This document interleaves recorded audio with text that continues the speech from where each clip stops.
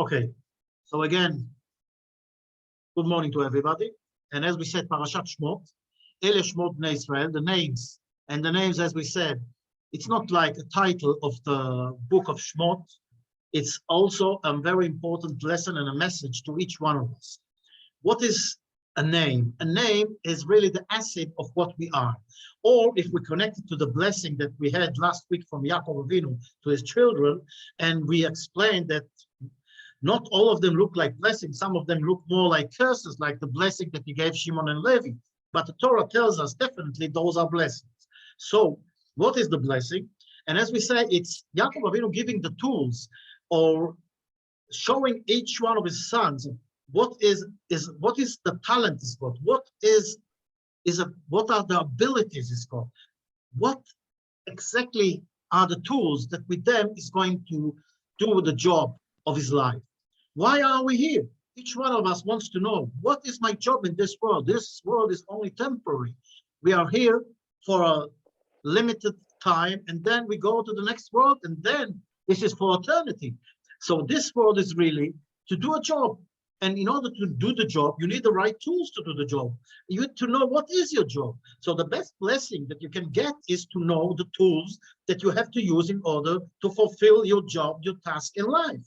And this is the blessing of Yaakov. And now our Parsha tells us another interesting point, that each one of us got a different name. And the name is also showing us what we are. It's like they say that the God, when he created human being, he says, Adam HaRishon, he is more clever than all of you, than all the angels and all the creation. And why? He asked the angels the names of the animal, of all the birds, whatever he created. They didn't know what to say. And then he brought them to Adam HaRishon, and Adam knew exactly what to name all the animals.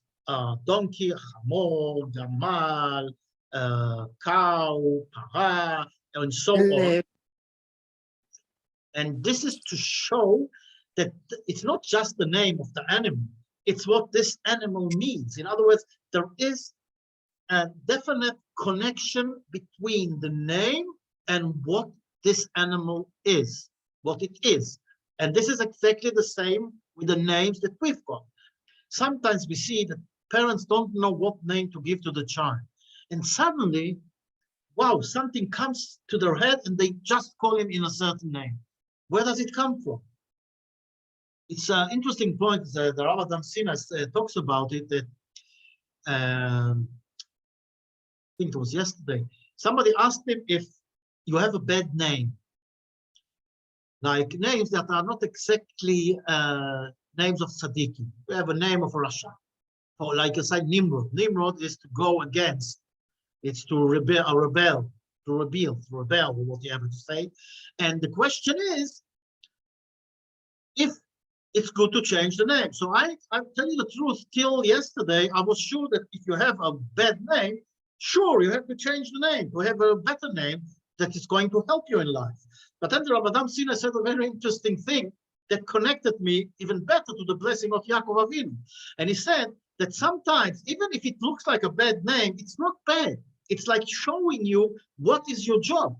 In other words, what are your tools in your life? And it's just showing you what is missing. In other words, fix this. This is your problem. You have to fix it. And again, the same way with Shimon and Levi. So in other words, you don't change name just like this. Only if something very serious happens, and then also only if you ask a rabbi if you should change the name or not. So this is about names. So we understand Ele Shemot Bnei Israel, it's just not telling us just names. It's telling us a very important thing in life to show us that each one of us has got powers, each one of us got the tools to do the job he is here for. And the Ele Shemot Bnei Israel Abayim Mitzrayma et Yaakov Ishu Beterba. And now we see how did this